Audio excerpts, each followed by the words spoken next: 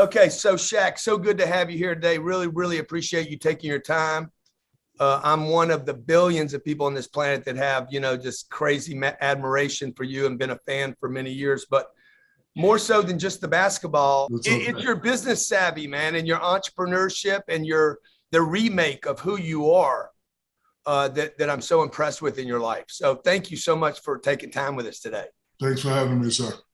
So talk to me, man. How does a guy like you're one of the probably most liked celebrity people in the world? Everybody likes Shaq. How did you do that? Did you do that purposely, or how do you make people like you in the?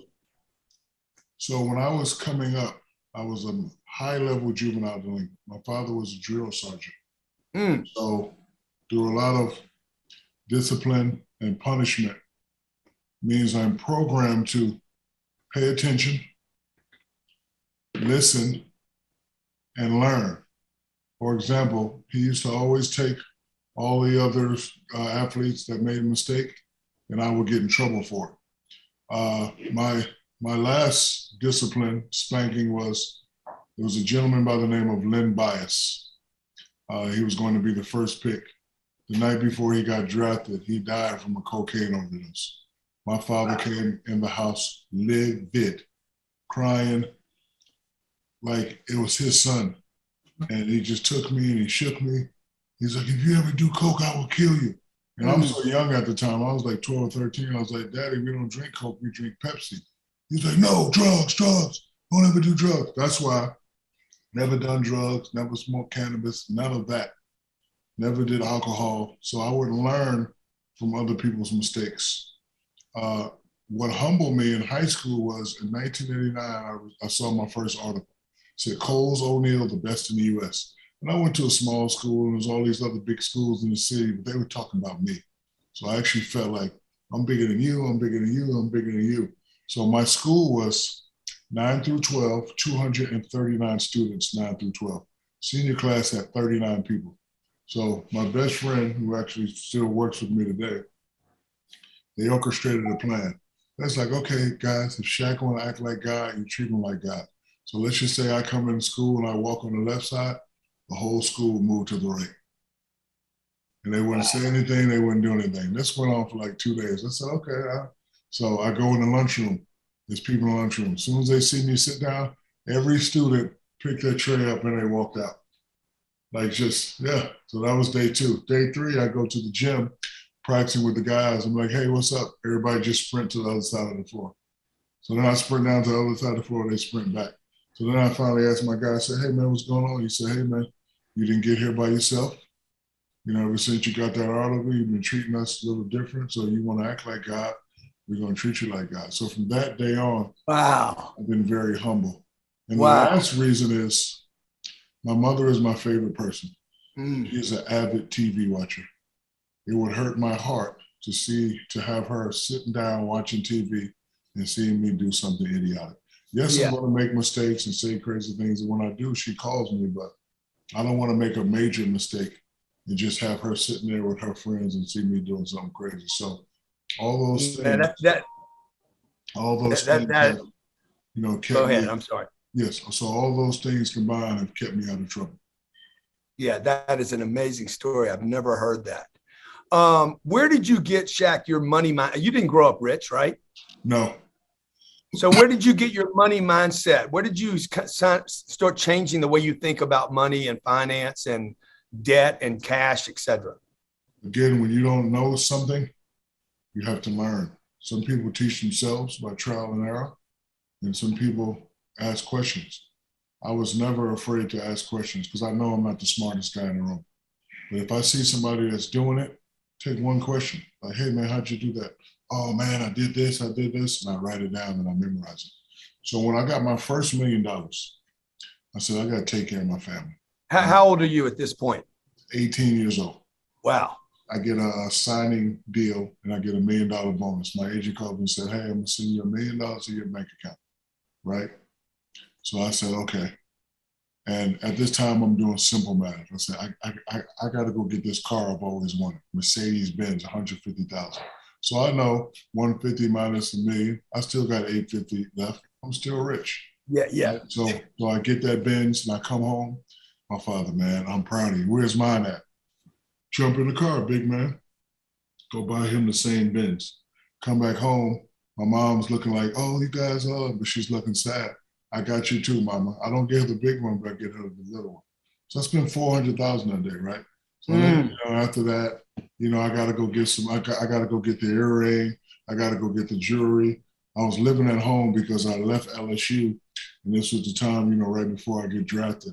I knew I'm gonna come back to San Antonio, so let me go down and get a penthouse and pay it off for the year. The rent was $2,000 a month. 2,000 times 12 was 24,000. I write them a check for 24,000. Now I got my own penthouse. 2 days later, I get a call from the bank. And I grew up on an Army base, was very close, so I had, the guy was like, and everybody knew how I was because I was, product of the base. The bank president calls me over and he says, Shaq, I want to show you something. And I get in there and I'm looking at my paper.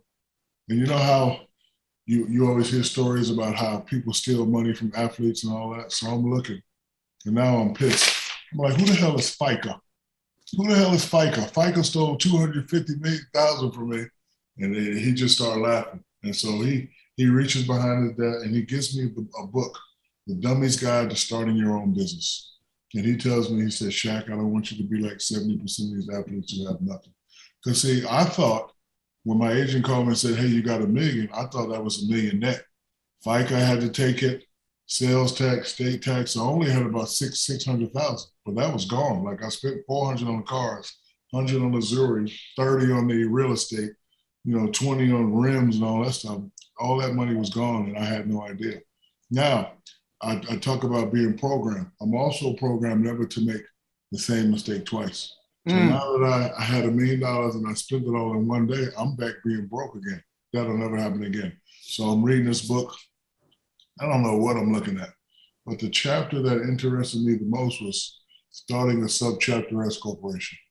And it said something like, you start a corporation, you can put your family on salary and you can write these things off. And I was like, what's the write-off? Write it off, business expense, get it back. That's the first thing I did. Second thing, a chapter I enjoyed was joint ventureships. And then when I was, coming along in business, I'm like, I want a shoe company, but I can't run a shoe company. How will I do this? Reebok. Hey, we want to give you a deal. Nah, I don't want my own shoe deal. I want to be in partnership with you guys. Let's do a joint ventureship.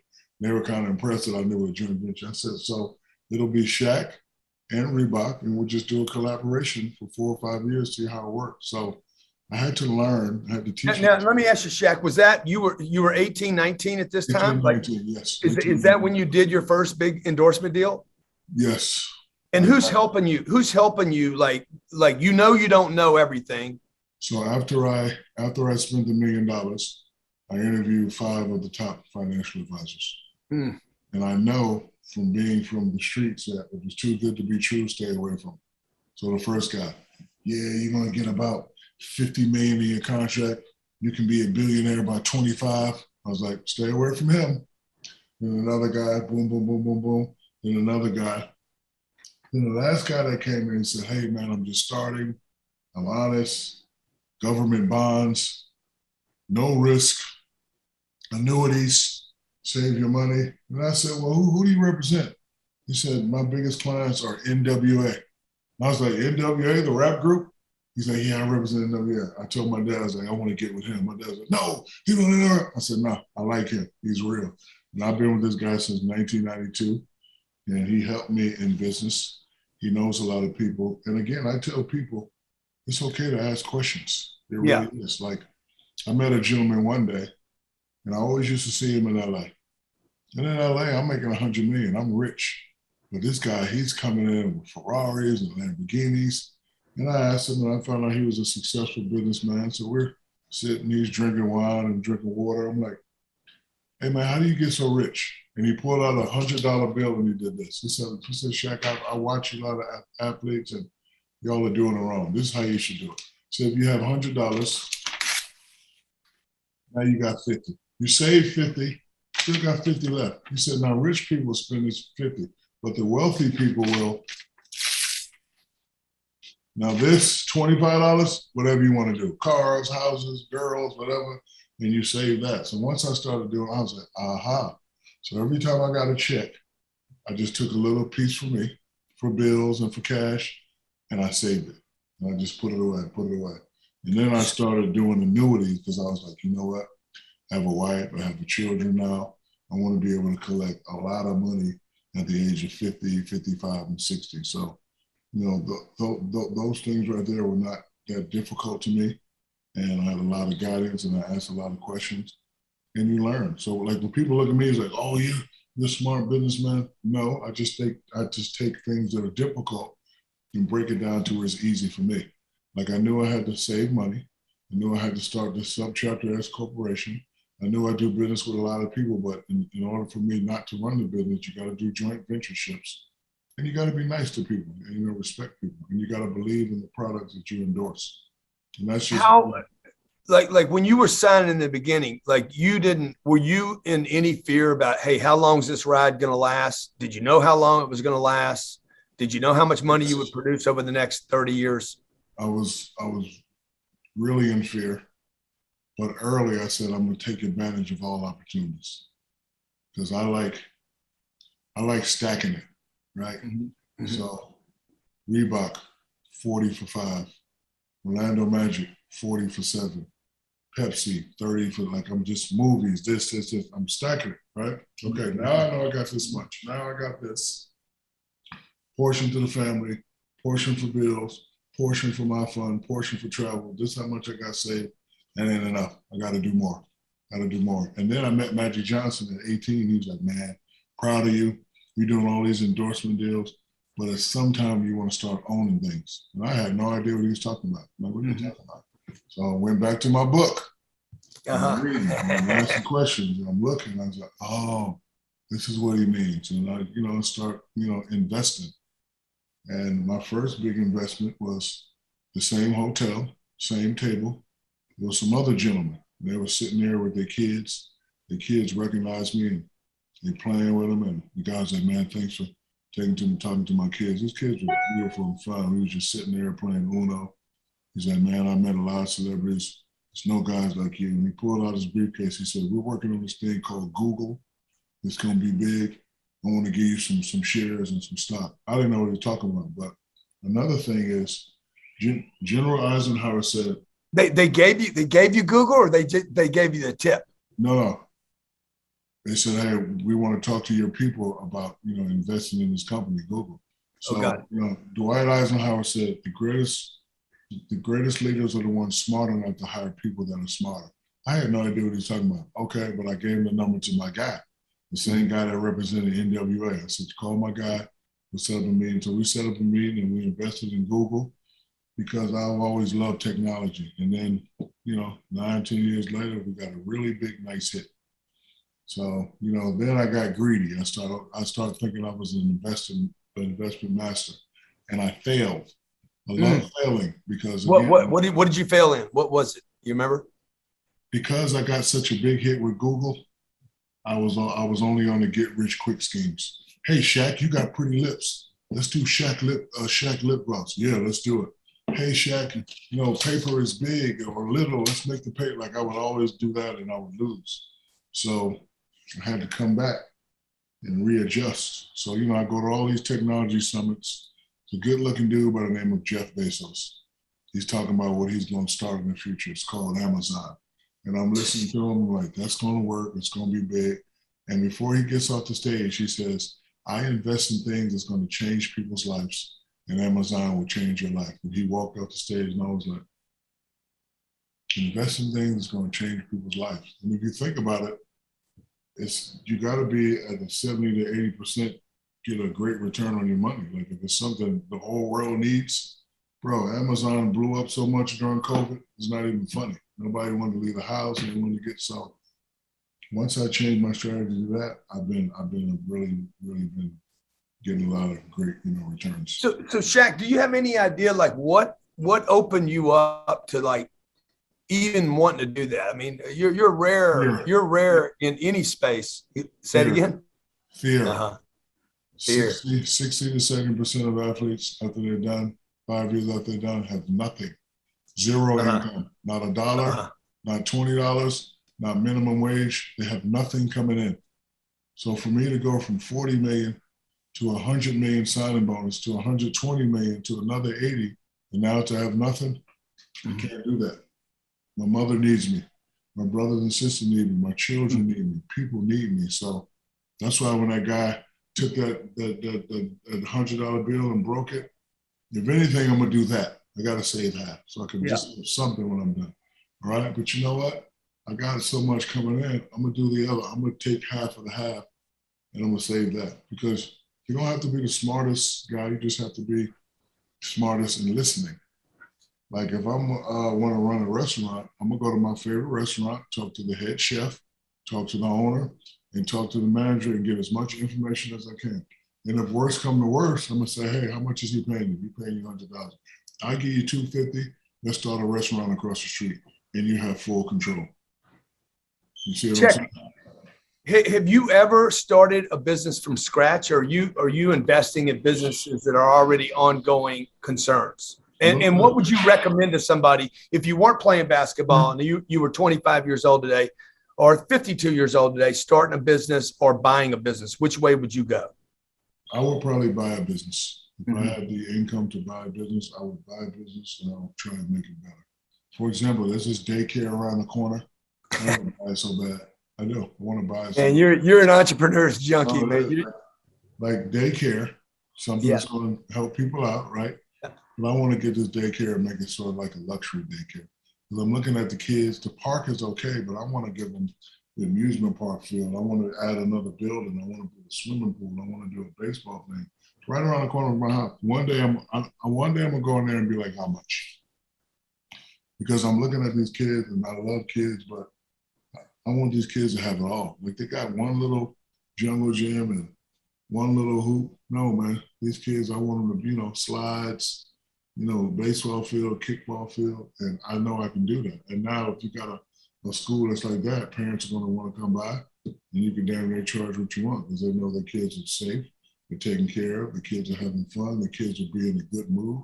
One thing you're going to be at my school, you're going to be in a good mood. I'm going to give you cookies and ice cream and play with you. Because, when you're that young, education is important, but I think livelihood is more important. I want the kids to be happy. I want them to be fed. I want them to be jovial.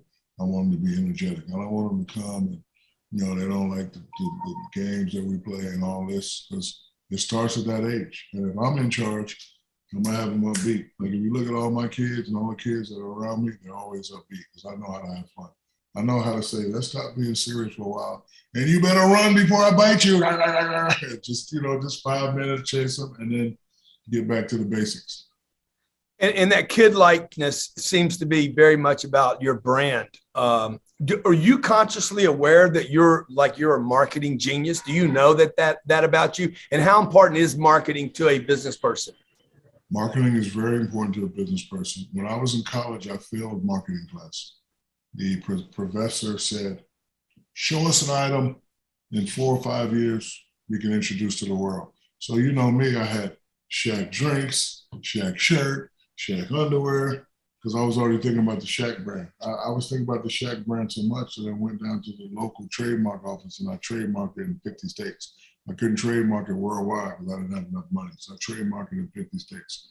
Because when I was taking business classes, I was talking about trademark. So if you look at Jordan, his is Jumpman, and that's how he looks when he dunks. So mine is Dunkman. So I went down to the local office and I registered it and I gave him my emblem because like when I dunk, I like to kick my legs up. I had, one of my friends draw it, paid him $100 to draw it, and we took it down. So when I presented my project to the class, the professor pulled me to the side and said, Shaq, it's okay, but if you look at the climate of the NBA right now, big guys don't sell. And I was distraught. I was like, he's right. Because at the time, only Magic and maybe Bird had commercials. And they had one commercial that you only see during the NBA season. I'm like, damn. So I'm back in the room and I'm like, I'll never be famous like those guys. And I kept seeing this dumb dog. And I turn the TV off and then I go to the hardware store. This dog has shirts. He has hats. And I go back home and I'm looking for this dog and I find out his name, Spuds McKenzie. So now I study Spuds McKenzie. You remember all the Spuds McKenzie commercials? All his commercials were funny. Bam, that's it. If I ever get the chance to be on TV, humor, humor, humor, humor, humor. People like humor. People like me and you that are working all day, we don't want to see stuff thrown in our face. But if I could make you laugh about the product, like, hey, drink this shake, blah, blah, blah, blah, blah. And then I drink and I have the, you remember that when you go to the store. Hey man, that's so I always had to include humor in all my commercials. And I've always had the ability to have creative control. Because remember, my mom was watching TV. She's gonna be watching these commercials. So one, I want to make her laugh, and I want to be in control of the messaging. I don't want to do nothing and say nothing that everyone doesn't approve of. And how many different investments or companies are you involved in today? A lot. I would tell you, but I don't want my mom to feel like I'm bragging. One day I was on the show and I'm invested in this and this, and she called me right away, baby. You know you're blessed, right? I was like, yes, man. I don't like it when you talk about how rich you are. And, during COVID, 40 million people just lost their job. It's like, Mama, you're right. I apologize. But I'm invested in a lot of companies right now. When you look at a company, are you looking at, are you taking advice from somebody on it? Or are you looking at it yourself and looking at the sales, the marketing? How are you assessing something, or does it just feel good to you, or what? I have to like it. I have to know a lot about it. I have to understand it. I have to believe in it. I'm at the point now where it's not all about money with me. If you ask me to be your partner and I like your company, now we're teammates. You're going to throw me the ball. I'm going to do what I do, and we're going to win this championship. I never look at sales. Sales has nothing to do. When I first got with Icy Hot, I think they were 5 and 6 in sales. I didn't know that. I didn't care about that, but I knew that their product works. I know every time when my muscles got tired and achy and I rubbed Icy Hot on it, I was looser than I ever been. It even got so hot that when it got to a certain area, I was screaming. So when I met with them, I was like, I love your product. It works. And then they let me create all the commercials, and then we quickly rose up to #1. But the importance of the story is, if I believe in your product, if I believe in you, if I believe in the team, and you ask me to be on your team, let's try to win a championship. And the best we can do is either win or fail. And if we fail, we part ways. And if we win, we just keep going. I've had 17 renewals with IC Hot. So that means we've been winning for a long time. You seem to be driven by this, like almost like success is a success, money, the whole thing, winning is like a duty or an obligation, not just some option, some possibility. Can you just talk about that? I would have to disagree with you. Okay. I'm driven just by knowing that I'm blessed. I want to make other people smile. Mm-hmm. And I have one statement that can change everything. My statement is, it could be worse. I could be one of those athletes that in 70% I'll have nothing, right? But no, I follow the rules. I listen to my parents. I stay humble. I do everything above board, and I'm here, and I'm happy with that. I don't have to make another investment in my life. It's not about money for me. It's just about being here, being happy. I'm 50 years old. I've done a lot. I'm still working at 50. I'm still looking good. I hope I look as good as you do when I'm 50, man. You actually are a very, very good looking man. And I like, whoever did your house, the decor there is awesome. Who did your house? Your wife? Your wife? It's a friend. I'm staying at a friend's house. Yeah, it's nice. I like it. But I'm not driven by money or fame. I always tell people I'm not even really famous. I'm just a guy that, because of telecommunications and media, I play the sport. You love sports. They plaster my picture. Here I am. But I don't consider myself famous. Like people, when I go to places, people are like, where's your security? I'm like, I don't need security. Where's your entourage? They're like amazed. Like, I'm a DJ now and I'm on tour. And the people, they said, man, we looked at the list of things you need, and it's only one page. I'm like, yeah. It's like, man, a lot of artists have 40 pages. I'm like, what? I'm like, bro, water. It's like, man, he's like, bro, you're the most famous guy we've had here, and you're the most humblest. You come with 2 guys, your engineer, and the guy that sets your equipment up. I've never seen this before. We'd be having guys coming with 40, 50 people. We got to buy them champagne and weed and all that. He said, we never seen anything like that. I'm like, bro, all I need is water. Water, you pay me to go out there to give these people a good time and make sure you get your money. Because my father taught me, when a person pays to see you perform, give them a show.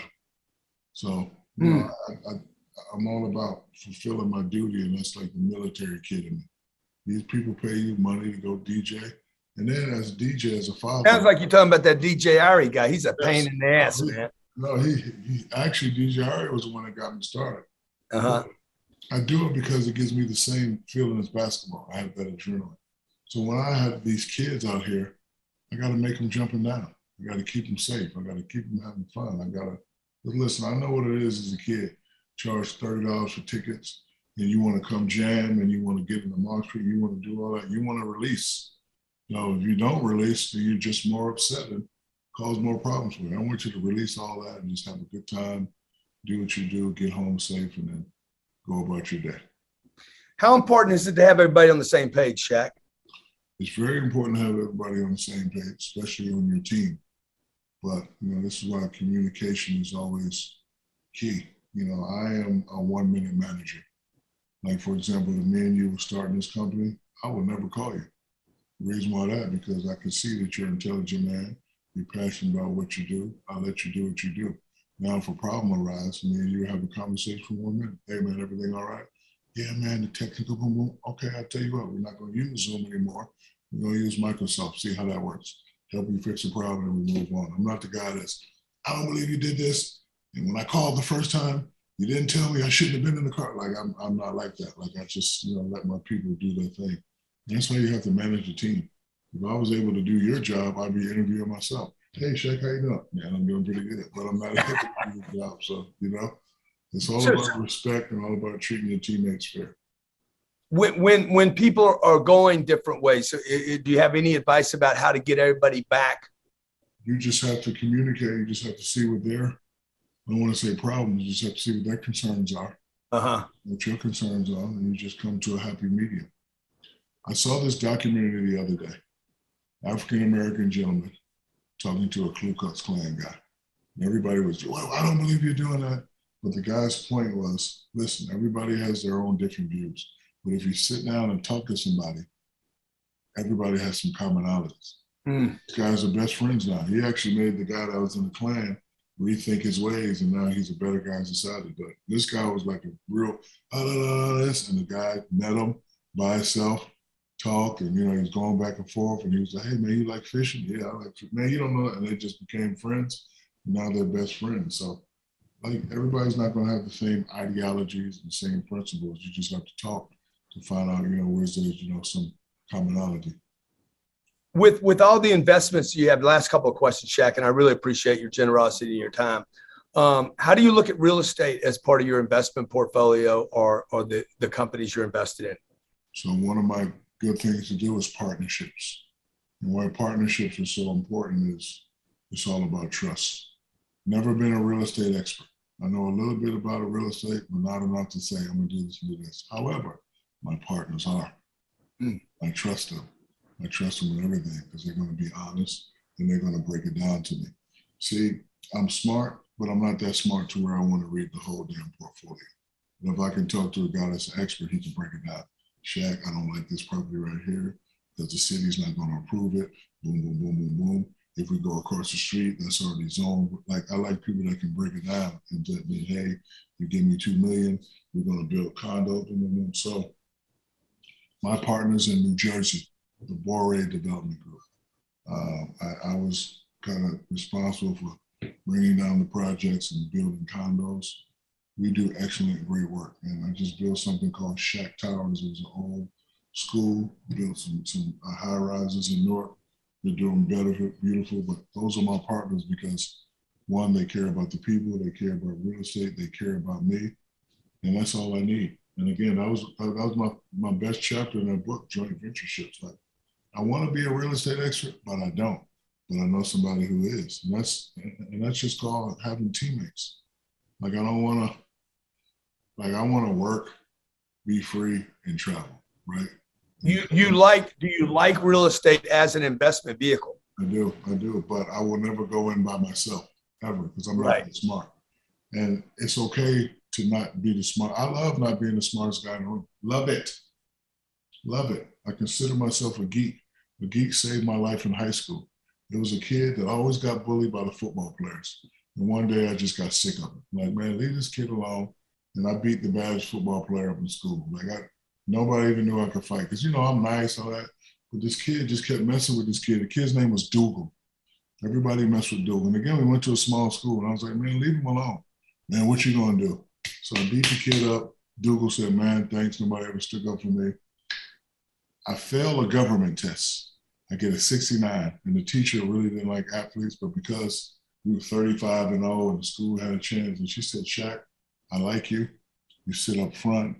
You really try, and I don't want to be hard on you. I want you to get with this guy. He's going to help you pass this test. So I go in the study hall room, and it's Dougal. I'm like, Dougal? He's like, yeah. And when I'm talking to Dougal, Dougal was so smart. And the way he broke it down, I'm like, bro, I never thought about it like that. And then, he had that computer where you had to go, you had to put something in the line, and you had to hit 3 times before you turned it off. And we worked on that all night. I just felt smart.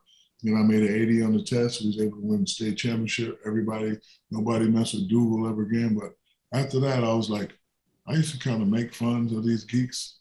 I'm a geek now. I want to be, because it was for the first time I felt smart.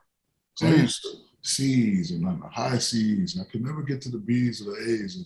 And I finally made a B on the test thanks to Google. So I was like, you know what? I'm a geek. So I'm a geek, and I just like learning. I like learning information. Last question. What does the term 10X mean to you? What would it mean? So 10X would means me and you start this community leadership company, and we're doing well, and we bring in a certain amount of profits. The guy, Elon Musk, hears about it. Hey man, you guys are doing great things. We want to buy it. We see this is how much you generated. Okay, this is how much you generated, but if you want to buy this company, you're going to have to pay us 10X. Maybe, matter of fact, you're going to have to pay us 15X. And then his crew is smart. We're going to fight. And then we're going to get 12X for our company. And then me and you're going to be smart. We're going to get another 10-year deal to work for Elon Musk's company for double the salary that me and you was making. That's what 10X means to me. When I'm selling something and they know how much I made, they know how much it's worth. But if you want to buy it, you're going to have to give me 10X for it. I love that. Shaq, you've been awesome, man. I really appreciate your time. And really appreciate how successful that you've been, what you've done for such a long period of time, and maintain yourself, take care of yourself. So really, really appreciate your time today. Thank you, brother. And I'll talk to you soon.